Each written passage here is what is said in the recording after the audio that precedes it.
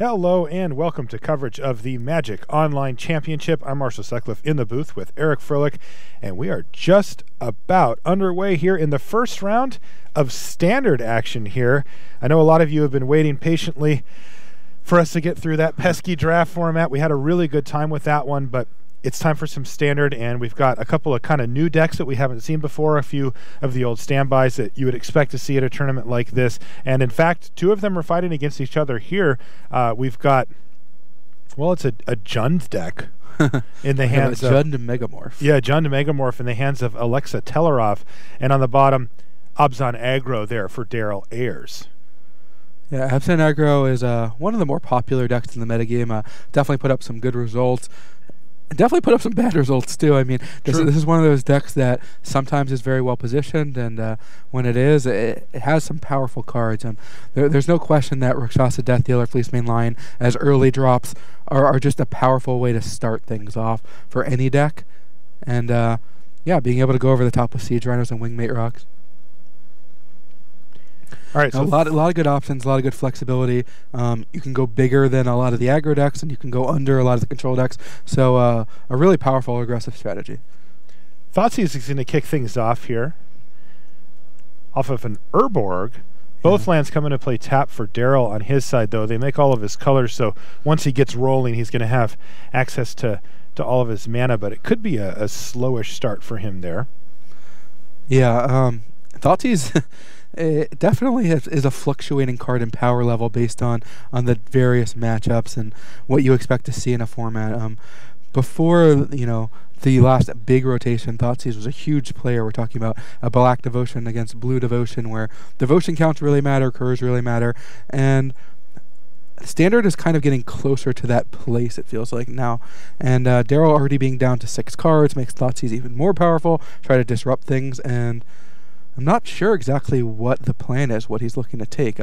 Oftentimes you want to take the 2-drop when it's the only 2-drop they have, but Siege Rhino's a pretty good card, and there's already 2 copies of those, and those can just win the games kind of single-handedly. So yeah, and it doesn't look like Alexa has the type of hand here to finish off the game before those Siege Rhinos are going to become active, though.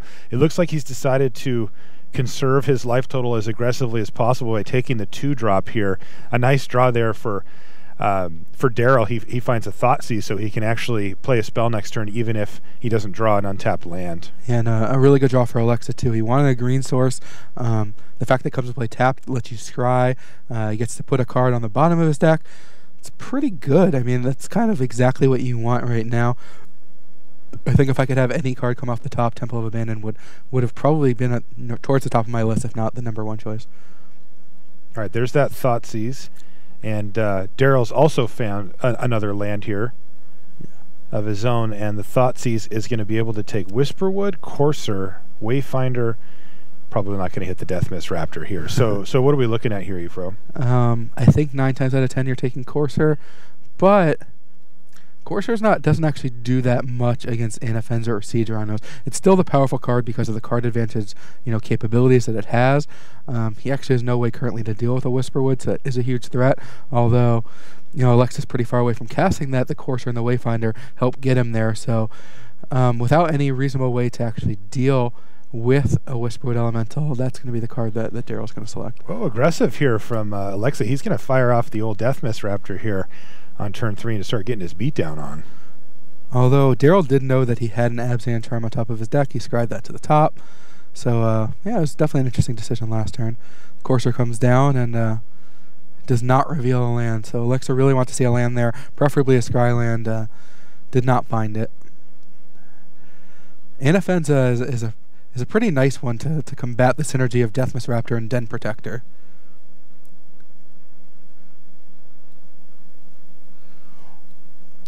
So there's a land off the top. He's going to lead with the Courser, I believe, to get the extra life. Play the Waste, and sees another land on top. You kind of want to stagger it so that there's a land or a spell on top of your library when it's not your turn, and then you draw that for the turn, play the land off the top of your deck, and keep going that way. That's when things are really clicking. Speaking of things really clicking, here comes Anafenza the Foremost, just crunching into the red zone. That's what she does. Yeah, the Abzan Charm giving her free reign to attack even into 2 Coursers of Crewfix here. So now both of our players have pretty strong hands. Dragonlord Atarka, can threaten to take out some threats a couple lands away, but there's one on top. Wayfinder likely to find another, and Hero's Downfall as well to deal with, what he already knows is going to be 2 Siege Rhinos. Den Protector then threatening to get that downfall back, of course. That would mean that he won't be able to play the Satyr Wayfinder. So who does the long game favoring Alexa here pretty strongly? Pretty strongly. That's generally going to be the case for a more mid-range control deck against what's labeled as an aggro deck. The Artisan aggro deck is so strong because it does actually have a decent late game. Wingmate Rock goes over the top, Siege Rhino finishes the game, and even the cheap creatures are huge threats. I mean, you never really want to draw your 2-drop on turn 7, but when it's Fleece Mainlines, a 4/4 indestructible, hexproof creature, that's not a terrible draw. Yeah, and Death Dealers can do, 8 to 10 damage in the late part of the game out of your 2-mana spell. Pretty great. Yeah, so pretty good hands across the board. Here's the 5th mana for Heirs, though. Does look like that Siege Rhino is itching to get in the game here. Yeah, Alexis set up a pretty good position where, if he gets attacked, the Deathmist Raptor can jump in front of the Siege Rhino, the NFNs can get downfalled, which would hopefully send the Raptor to the graveyard. The Den Protector can then come down, bring downfall back, bring the Raptor back from the graveyard with it. Deathmist Raptor, when it goes to the graveyard, whenever any other creature becomes unmorphed or unmegamorphed, like a Den Protector or other Raptors, you get to return it from the graveyard to the battlefield. You can choose to have it just normal 3/3 Deathmist Raptor face up, or you can morph it to later unmegamorph it to potentially make it a 4/4 or bring back future Raptors. Den Protector or Maternal Witness, as it seems to be getting called these days, is a pretty exciting card from Dragons of Tarkir. On its face, just a 2/1 creature for 1 and a green, and you can play this card face down for 3 colorless mana. You can unmegamorph it for a green and 1. That'll make it a 3/2 creature, and you get to return any card from your graveyard to your hand. It's also not that easy to block. See, this is why we call it Maternal Protector. That's a baby right there. She's going to rumble. She's taking the kid with her, too. She doesn't seem like she's overly concerned with this baby's safety, but she'll get the job done. I mean, I'll tell you what, I wouldn't mess with her. She goes in the hand now of Telerov. Interesting. Did Daryl choose to use Hero's Downfall instead of Absent Charm on the Raptor, and did he do it after the Inoffensive was killed by a downfall? So the Raptor actually went to the graveyard. Interesting. Where basically any other line would have left it exiled. So this is... That could be a misstep later on, yeah, for sure. Morph sitting there right now.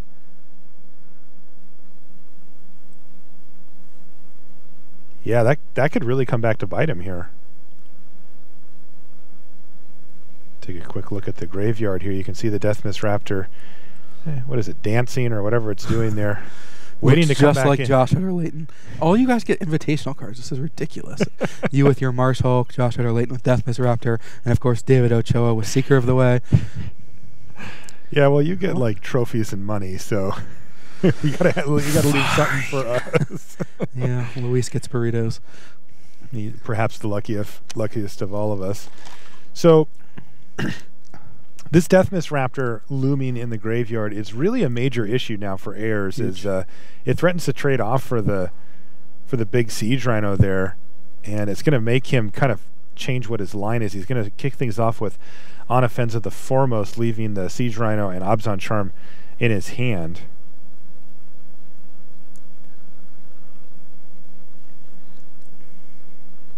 And he's decided if he wants to attack, but it feels like running your Siege Rhino into a Deathmist Raptor that gets to come back again is not a long-term plan that is going to lead him to victory. Now, he does have Alexa down to 10 life here. He could push through another couple here with the Siege Rhino, but I think Alexa says, look, if you want to play the grindy game, I am in. Yeah. One of us has Dragonlord Atarka in our hand, and the other one's curve does not come close to that. Right. All right, and there it is. Deathmist Raptor is going to jump back onto the battlefield as the Den Protector gets turned face up.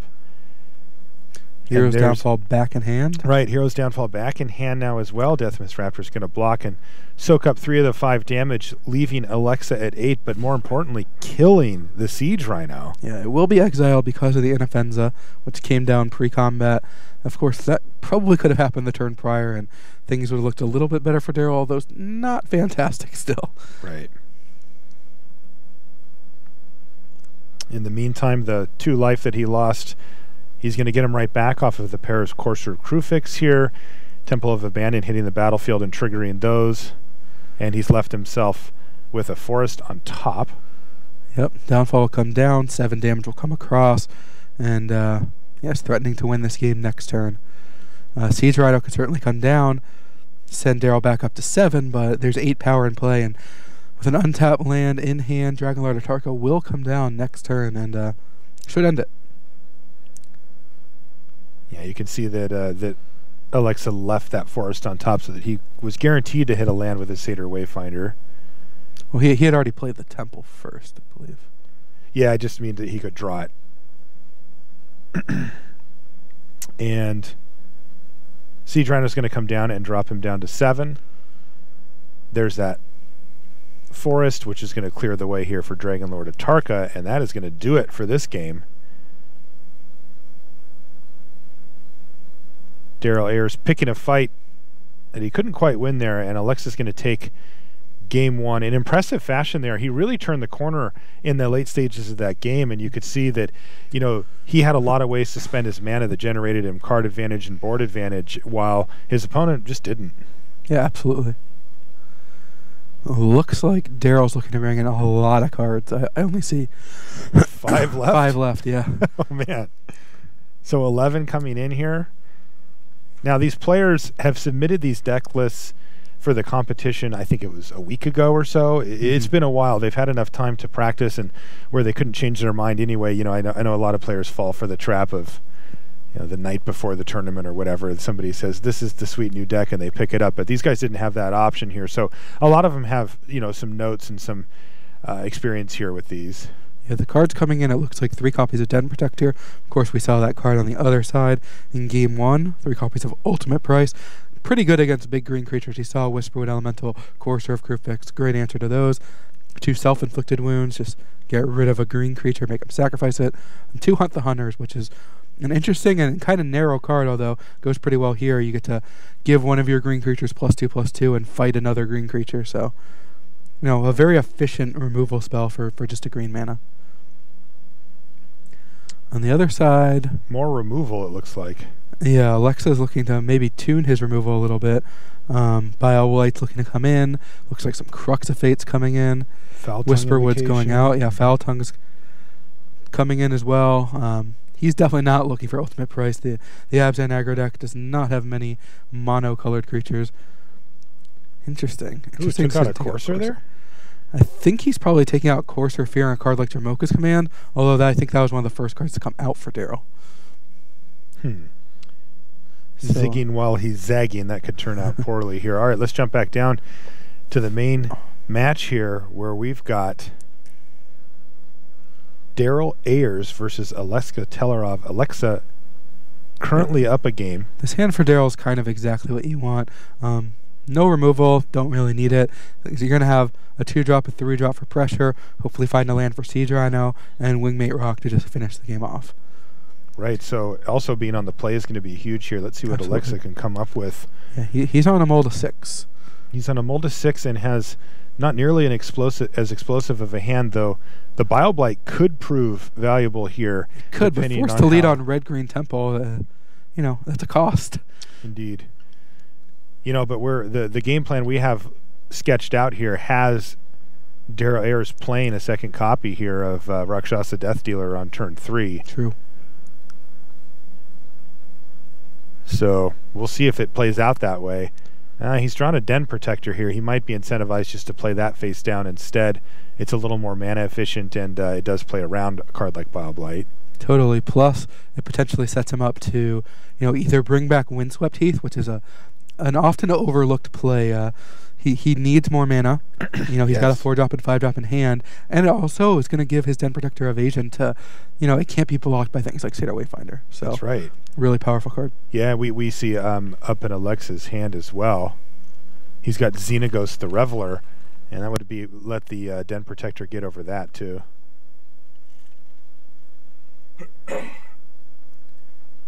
All right, so he does play the Den Protector face down as a morph creature, diversifying his threats and giving him that land drop next turn that Eric was just talking about. For sure, if he needs it, and if he finds it naturally, he can still just sort of progress through, maybe playing a Siege Rhino or playing a Rakshasa Death Eater and flipping up. He's got options. Bile-Blight is going to take down the Den Protector, though I think that Alexa respects the fact that that's what it could be and is going to kill it right now. And it looks like Darryl might be drawing some cards here with his Abzan Charm, trying to hit that land, and he does. He also hits a Temple of Malady, so he's going to get a chance to scry, maybe even set up another land here. Yeah, those were good hits. A tap land is great. There wasn't going to be anything to play anyway. The Thoughtseize came out, so couldn't draw that. And Den Protector, a great way to send the game along. Now, it looks like Alexa's going to play Xenagos the Reveler. What kind of an effect is that going to have on this particular game? I don't know. It doesn't seem like a huge one. I don't think that card's very good in this matchup. I'm a little surprised it's still on his deck. The Satyrs are fine. They're kind of small compared to what Darryl's doing. They're small compared to his entire deck. There's no creature that a 2/2 actually effectively trades for. Now, it might trade for some mana, but not much. And then you're looking at being able to go over the top, like Siege Rhinos and Wingmate Rocks, kind of makes Xenagos look silly. Now, Darryl's a little pinched on mana here, so yes, Xenagos does not look like it's horrendous in this spot. He's drawn a Hunt the Hunter here. He can use it to kill either of the creatures on the other side and try to get a hit into to Xenagos. Yeah. He could kill Xenagos here if he really wanted. Can he? Right, he can Hunt the Hunter, the Satyr, and then ultimate price the Wayfinder. He can invest 2 cards into killing a Satyr, Wayfinder, and Xenagos. Yeah, how important is Xenagos? Is that not even a really, consideration? What he could, if he wants to do something like that, he can just cast Siege Rhino, and Hunt the Hunter is gonna make it huge next turn and be able to trample through even through another Satyr. Plus, the ultimate price will still be in hand. Should Alexa play like a real threat? All right, so wow. I like your line there, Efrod, but I do see a Hunt the Hunter lined up here for Ayers. Let's see. Yeah, he's doing it. Actually, he might not be attacking Xenagos here. Either way, his no, he's attacking Xenagos here, but what he's doing is actually pretty smart. It's going to come out way ahead, because if he doesn't attack, if he just played Siege right now, Xenagos can actually just plus, and Dragonlord Atarka is threatening to come down. That'll just take out the Siege Rhino and be a threat that he can't actually deal with ultimate price or with Hunt the Hunter. So Darryl's play is actually, I think, really good here. Yeah, he anticipated the chance of Dragonlord Atarka just with the blowout. The problem is this Dragonlord is still threatening to come down pretty soon. Yes. It's going to be tough to stop. Yeah, he was hoping to find some lands here probably, and he's managed to find another Hunt the Hunter, but not a land. Finds himself in a somewhat similar scenario to last time.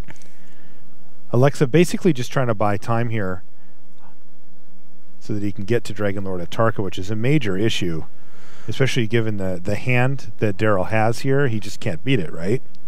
Well, what he can do is flip up his Den Protector, bring back a land or a Hunt the Hunter, and that will give his Den Protector evasion to the point where he can attack the Xenagos and kill it. You can also bring back Abzan Charm or whatever he feels is most necessary. This will take his Xenagos out. If your opponent flips up their Den Protector, is that how that works? Let's see. Yeah, so that would threaten to be able to actually block the Den Protector, but he has the ultimate price backup. So if Den Protector flips on Alexa's side, Darryl can just ultimate price that and still kill the Xenagos and take down the Den Protector. Yeah, I'm assuming he's going to get back the Abzan Charm, but he doesn't. He gets back the Windswept Heath so that he can have mana right now.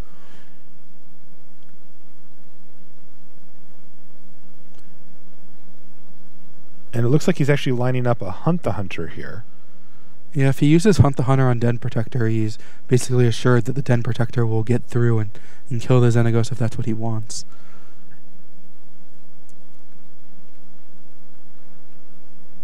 Confirmed, that's what he wants. And he's actually going to offer the trade as well. Sure. Assuming that that's a Den Protector on the other side as well, right? Right. So a 1-for-1 feels like you're kind of escaping at that point. Yeah, not a lot of reason to cast the Deathmist Raptor face down when you can cast it face up. The 3/3 is bigger. It could block the Den Protector when it flips up without any other spell, and has Death Touch. Yeah, you're gonna bring it back anyway. It costs a ton of mana to unmegamorph, and so if it was a Raptor, I think he would have just played it face up when he had the mana to do so. Looks like Alexa is gonna take him up on the offer here, though. Xenagos is gonna die.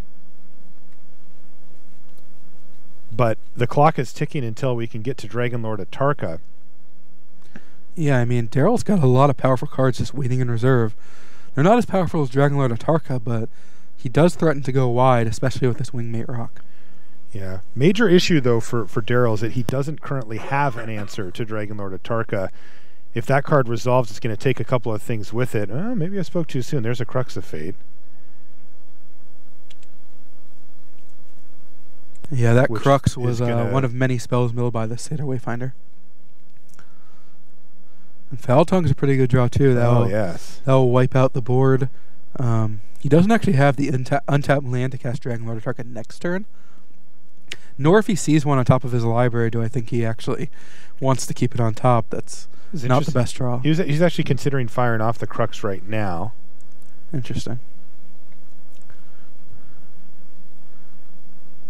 It is more mana efficient, but your other spell's a 7-drop, so I don't think you're too worried about mana efficiency after that comes down. Right. One thing that Alexa's going to be considering here as well is making sure that that Den Protector dies before it gets to attack, keeping Wingmate Rock raid ability at bay. So he's going to need to fire one of these off either way before that happens. He's got the Dragonlord Atarka that he can reveal when he plays Foul Tongue Invocation, which is going to put him all the way back up to 17, so he's at a pretty nice life total here as well. I think he's actually considering casting the Crux more to not, spoil the fact that Dragonlord Atarka is in his hand. I'm not sure I agree with that, though. He ends up just passing... Yes, he just passes the turn back. Wow, this is... Oh, and Ayers gets to attack with Den Protector, so... This would be a bigger misstep if he didn't have the Crux of Fate in hand. Yeah. Kind of mitigates it. Although, Death Dealer does a good job of playing around Crux. So that's pretty nice play there from Ayers. He could have just slammed Wingmate Rock. Well, he knows the Crux is in hand. But he knows the Crux is in hand, so he's going to sit here and sit back. And I think that Alexa should have assumed that was going to happen, right? Just... Since that was known information, basically he knows that he can't really get Daryl in that situation. Yeah, but I mean, he's at a high life total. He still has an Edict effect and Foul Tongue Invocation that will gain him 4 life. I think he's just not really worried about dealing with the 3/2 right away. All right. I mean, your opponent's on a bunch of spells. They Den Protectored back a land. And if missed land drops. Right, he's going to play Deathmist Raptor. He's also left Foul Tongue Invocation mana available. Convenient. And it looks like Ayers wants to use Ultimate Price on the Deathmist Raptor here to help push through a bunch of extra damage. Yeah, it's got a lot of threats. Like,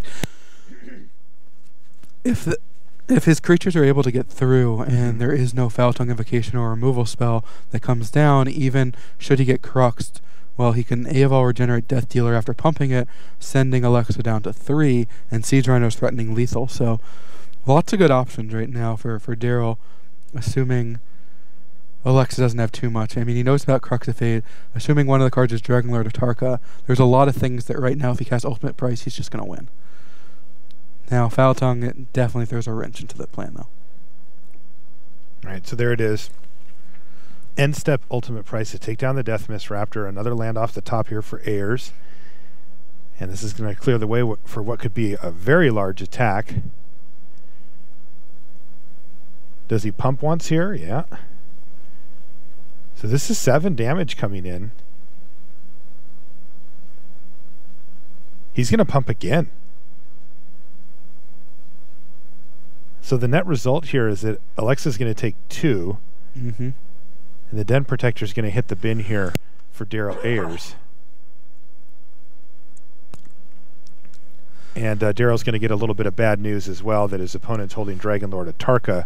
Right, that's going to come down, take out the Death Dealer, and threaten to end the game pretty quickly. And the birds are doing the dance here, but it's not the happy dance. Yeah, all Daryl can do is cast Siege Rhino, but he's still facing a 2-turn clock, plus Crux can take care of it, while leaving the Dragon Lord behind.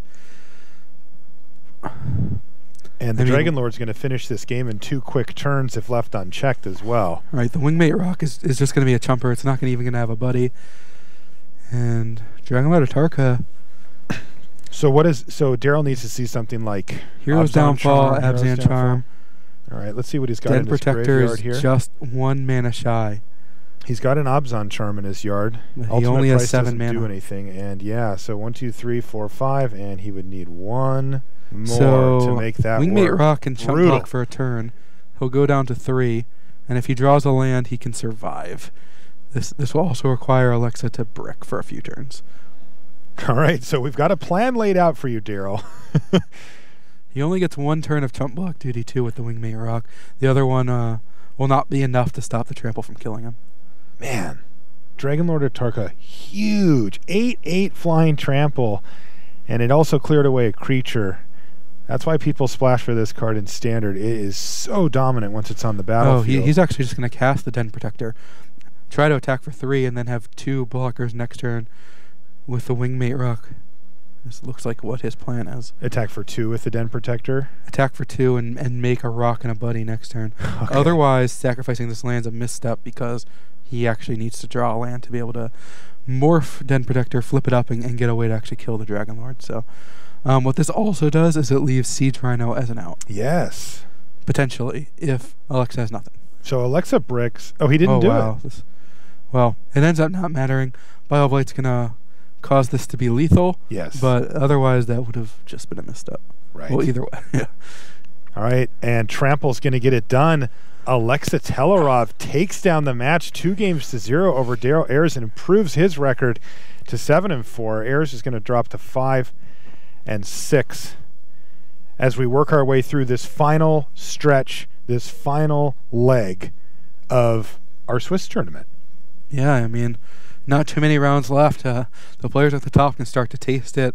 Top 4 has so much on the line. I mean, the amount of money and being able to go to the World Championships, being gold, lots. Yeah, so just for the record, there's $25,000 for first place. Like Eric just said, the winner's going to get gold in the Pro Player Status Club, and they get to play in the World Championship, which they can parlay maybe even into a Magic career for a while. I mean, huge amounts of money for all the top 4, though. Yeah, and every player that's playing in here has already secured $4,000 just for showing up and playing the tournament. That's the 16 players, but the prize payouts go up pretty significantly from there. All right, I believe we are ready to head over to Brian David Marshall in the red zone. Thanks, guys. I have been sitting here watching defending Magic Online champion Lars Dom facing off against Marius Schwartz. Marius Schwartz came into this day 2-5, said I need to go 7-0 if I want to make top 4. Lars Dom, is right now in a similar position. Both of these players need to go 4-0 from here.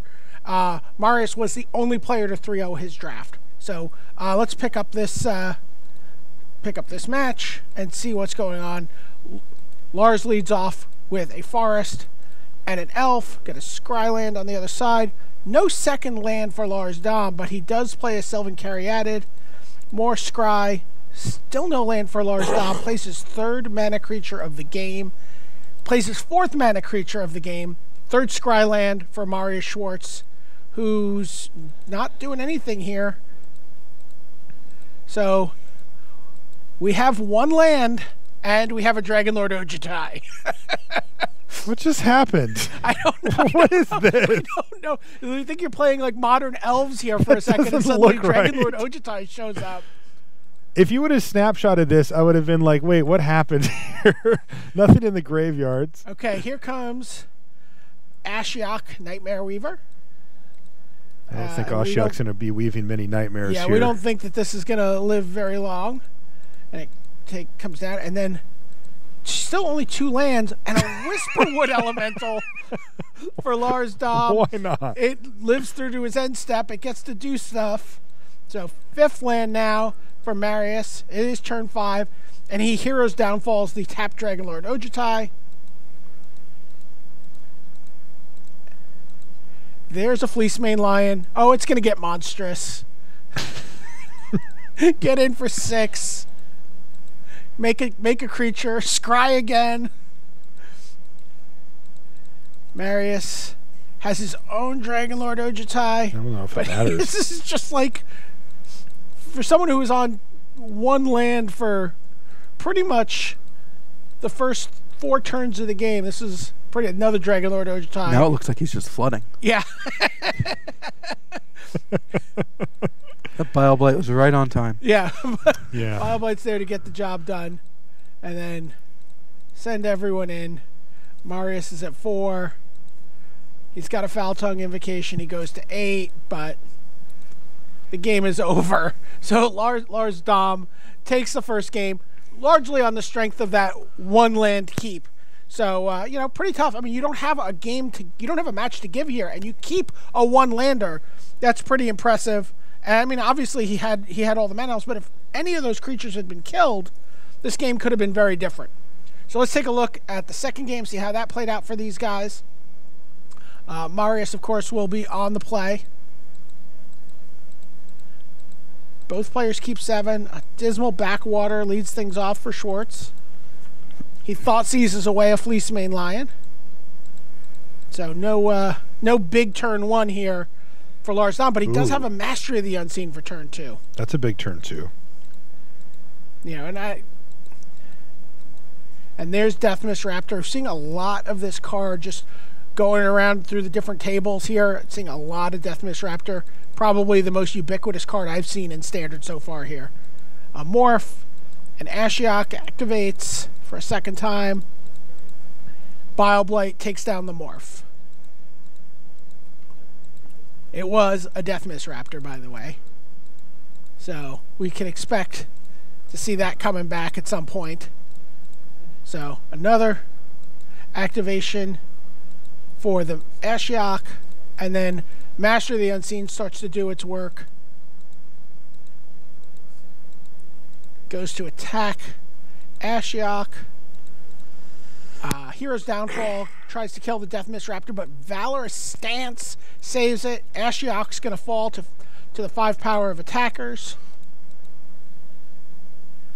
And it looks like we are tap, untap. Another Ashiok for... And another Ashiok's sweet fog. Just going to fog, yeah. Yeah, these Ashioks have not looked Fog good. Machine. So, attack. And, oh no, you're going to really see the triggers stacking up. You're going to flip up a Den Protector. You're going to trigger the life gain ability from the Mastery of the Unseen, but that's not going to resolve until Deathmist Raptor comes back into play. So, gain 4 life here. 4. And then I didn't even see what he got back, but it's got to be something good. Oh, it's the Flooded Strand. So he gets land out of it, plays an elf, and Lars is in great shape here. The game is over. Marius doesn't find a 5th land. So Lars Dom still alive here at 6 and 5. So pretty good looking. Also, you know, Jasper, but you know, we have. Oh, we're gonna do an interview. Okay, okay. Do you want to just throw it straight to the interview? All right, we're gonna send it right to the booth, and then we'll come back with an interview. All right, thanks for that, BDM. It's shaping up pretty cool here, Eric. You know, we're getting a chance to browse some of the standard lists. I like what Alexa Telerov is up to here. He's taking kind of a a different take on this, taking this Death Mist Raptor Den Protector core and along with the Corsair Crew Fix and kind of building it out from there. And Kenji's actually on the tournament floor with Alexa right now. Hello friends, Kenji aka New Matanami here with Alexa Telerov, who just won his first round in Standard. How are you feeling so far? Feeling great because of yesterday. I wasn't expecting to do well, so yeah. Yeah, you started 5-2 in the rounds of Vintage and Modern, and do you think you were comfortable playing, or would you rather not do those again? No, I was super comfortable because I wasn't expecting to do well, so I just played like mainstream decks and did well. So yeah, well, good start off today, yesterday, 5-2. Now you 1-2'd the Sweet Dragons, yeah, Sweet Dragons draft today. We saw your drafting portion of it, or at least the deck building. We saw you had, what, 4 dragons, I believe? Is that correct? Yeah. It was 4 dragons. It was really sweet, but I lacked like removal and instant interaction. So yeah, we saw BDM in the red zone. Now you made an all-out attack with all your flyers, and your opponent had a what card now? collateral damage. Collateral damage, friends. Yeah, it was pretty good because I mean I knew he could have had it, but he brought it in against my reduced to Satcher. So yeah, it was pretty well played by him also. So yeah, well, I think your deck was a little bit better than a 1-2 performance, but hopefully you keep pushing forward in Standard. Yeah, for sure. Yeah, I think I can do well in Standard. I hope I can do well. So yeah, I hope we see each other tomorrow. Well, thanks to you, Alexa, and we'll send it back to the booth. Hey there, welcome back to the booth. So Alexa Telerov there at 7-4, certainly in the thick of it. We're sort of starting to get some clarity on what we're going to look at as far as down the stretch and who's actually going to be in contention for our top 4. We're going to be keeping a close eye on that. But for now, back to the red zone. BDM, what do you got? So our tournament leader, Jasper de Jong, has taken 2 losses. Right behind him is Magnus Jasper Hunter, who has 3 losses. And if he can take down Jasper here, he will pull into a dead heat for first place in the tournament. I don't know who won this. This is game 3. I'm playing it blind. So let's take a look at how this worked out between the 2 of them. This is game 3. So Magnus, starting on 6 cards, plays an Elvish Mystic to lead things off. And Jasper matches him with a Mystic of his own. So Temple of Abandon, Scry, no attack. And no such shyness coming from Magnus Lanto. He gets his elf right in there. Plays another one.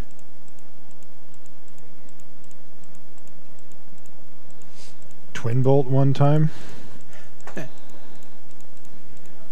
Here comes Whisperwood Elemental. That's why he was so protective of that elf there.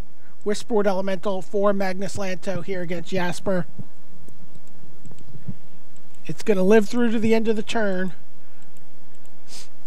No Valorous stances to be found. But Elspeth, Sun's champion from the tournament frontrunner.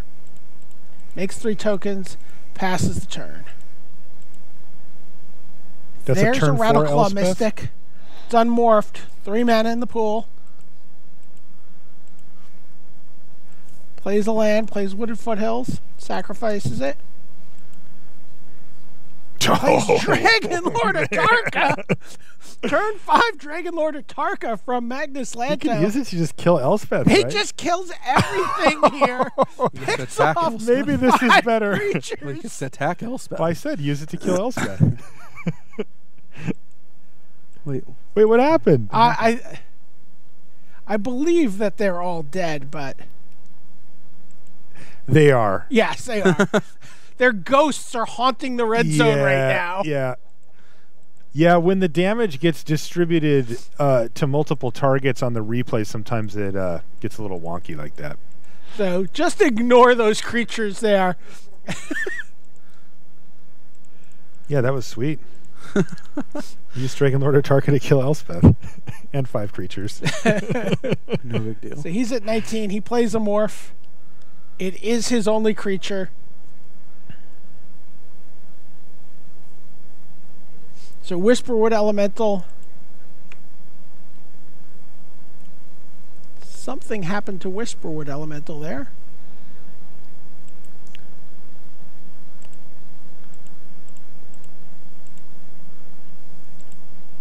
All right. Well, And Magnus wins. You might need to queue up the other game there. DDF. yeah. Well, this was game 3. So it turns out Magnus does win, and he pulls into a dead heat here with Jasper for the tournament lead. Both of these players are now X and 3.